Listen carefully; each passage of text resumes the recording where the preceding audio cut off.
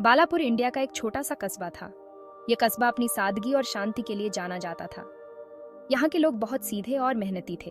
वे अपने काम में पूरी लगन और ईमानदारी से जुटे रहते थे। रेखा अपनी बेटी लक्षिता के साथ यहीं रहती थी। उनका घर छोटा था, लेकिन उसमें बहुत प्यार और अपनापन था। उनकी जिंदगी आसान नहीं थी। हर दिन नई चुनौतियां लेकर आता था।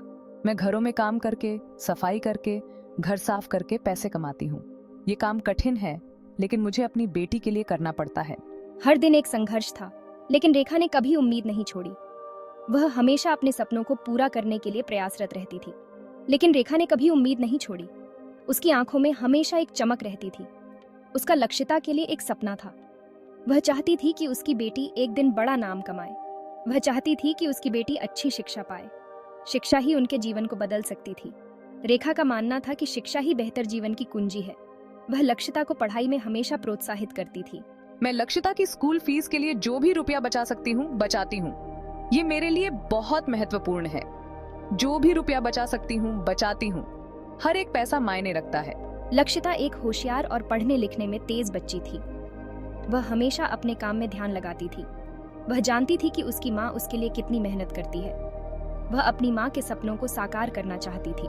मैं अपनी माँ को गर्व महसूस कराने के लिए कड़ी मेहनत करती हूँ। मैं चाहती हूँ कि मेरी माँ मुझ पर गर्व करे। गर्व महसूस कराने के लिए कड़ी मेहनत करती हूँ। मैं अपने सपनों को पूरा करने के लिए हर संभव प्रयास करती हूँ। रेखा लक्षिता के लिए सबसे अच्छा चाहती थी। वह जानती थी कि शिक्षा ही रास्ते खोल सकती है। बालापुर से परे एक दुनिया के दरवाजे, एक ऐसी दुनिया जो अवसरों से भरी हो। एक दिन जब मैं काम से घर जा रही थी तो अंधेरा हो रहा था। सड़क की बत्तियां मंद थीं। जैसे ही वह चली, उसने सड़क के किनारे कुछ देखा। ये एक छोटा सा लकड़ी का बक्सा था।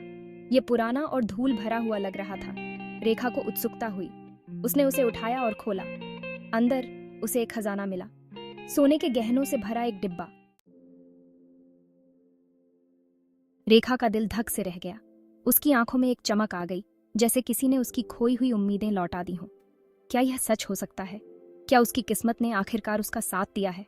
उसने अपनी जिंदगी में इतना सोना कभी नहीं देखा था। यह किसी सपने जैसा था, एक ऐसा सपना जो अब हकीकत बनता दिख रहा था। उसने ध्यान से डिब्बे को बंद किया और उसे कसकर पकड़ लिया। यह डिब्बा अब उसकी उम्मीदों का प्रतीक बन गया था। रेखा का दिमाग दौड़ गया। क्या यह उसकी समस्याओं का समाधान हो सकता है? यह उसकी दुआओं का जवाब हो सकता है? उसने भगवान से प्रार्थना की थी, और शायद अब उसकी प्रार्थनाओं का फल मिल रहा था। मैं गहनों का एक टुकड़ा बेच सकती हूँ और इससे मिलने वाले पैसों से बहुत कुछ कर सकती हूँ। लक्षिता की स्कूल फीस भर सकती हूँ ताकि उसकी पढ़ाई में कोई रुकावट ना आए। शायद कुछ नई किताबें भी खरीद सकती हूँ। इससे लक्षिता की पढ़ाई में और मदद मिलेगी। लेकिन सबसे पहले उसे यह सुनिश्चित करना था कि गहने असली हैं। नकली गहनों से कोई फायदा नहीं होता। अगले दिन रेखा उस डिब्बे को बाजार में एक जौहरी के पास ले गई। उसके दिल में एक अजीब सी बेचैनी थी। जौहरी चालाक दिखने वाला आदमी था। उसकी आंखों में एक अजीब सी चमक थी। उसने शक की निगाहों से रेखा को देखा। रेखा को उसकी नीयत पर थोड़ा शक हुआ। उसने गहनों को ध्यान से देखा। उसकी हरकतें बहुत ही पेशेवर थीं। रेखा बेसब्री से उसके फैसले का इंतजार कर रही थी। उसके दिल की धड़कनें तेज हो गई थीं।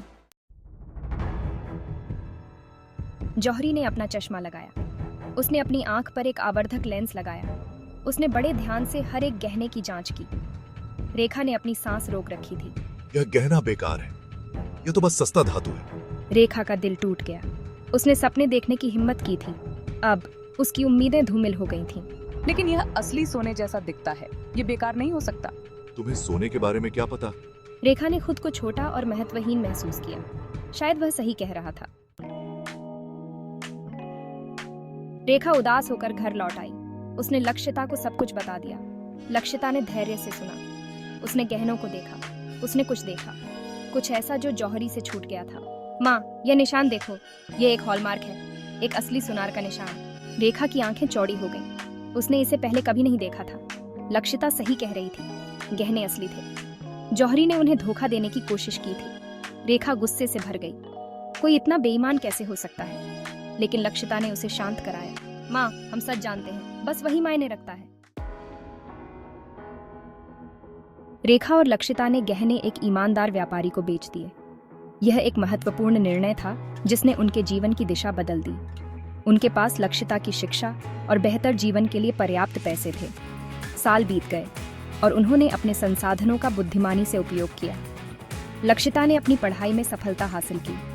उसकी मेहनत और समर्पण ने उसे उच्चतम शैक्षिक उपलब्धियों तक पहुंचाया। वह आगे चलकर एक सफल बिजनेस वुमन बनी। उसने अपने सपनों को साकार किया और अपने खुद के ज्वेलरी स्टोर की स्थापना की। तुमने मुझे बहुत गौरवान्वित किया है लक्षिता। तुम्हारी मेहनत और ईमानदारी ने तुम्हें यहाँ तक पहुँचाया है। उसने अपना खुद का ज्वेलरी स्टोर खोला। यह उसकी कड़ी मेहनत और दृढ़ संकल्प का परिणाम था। एक दिन वही जौहरी जिसने रेखा को धोखा देने की कोशिश की थी, उसके स्टोर में चला गया। उसकी आंखों में चिंता और हताशा थी। वह लक्षिता को नहीं पहचान सका। उसे यह नहीं पता था कि वह उसी लड़की के सामने खड़ा है जिसे उसने धोखा देने की कोशिश की थी। उसे मदद की जरूरत थी। उसका व्यवसाय बुरी तरह से गिर रहा था और वह आर्थिक संकट में था। उसका धंधा चौपट हो रहा था। उसके पास कोई ग्राहक नहीं थे और उसकी दुकान बंद होने की कगार पर थी। उसने लक्षिता से कर्ज की भीख मांगी। उसकी आवाज में हताशा और निराशा थी। लक्षिता ने उसे तुरंत पहचान लिया। उसे उसकी धोखेबाजी याद आ गई और उसने अपने अतीत को याद किया। उसे उसकी धोखेबाजी याद आ गई। वह जानती थी कि यह वही व्यक्ति है जिसने उसकी मां को धोखा देने की कोशिश की थी। उसने विनम्रतापूर्वक लेकिन दृढ़ता से उसके अनुरोध को अस्वीकार कर दिया। उसने अपने सिद्धांतों के साथ समझौता नहीं किया। मुझे माफ करना, लेकिन मैं आपकी मदद नहीं कर सकती। ये मेरे सिद्धांतों के खिलाफ है। लक्षिता ने अपनी मां से एक बहुमूल्य सबक सीखा था।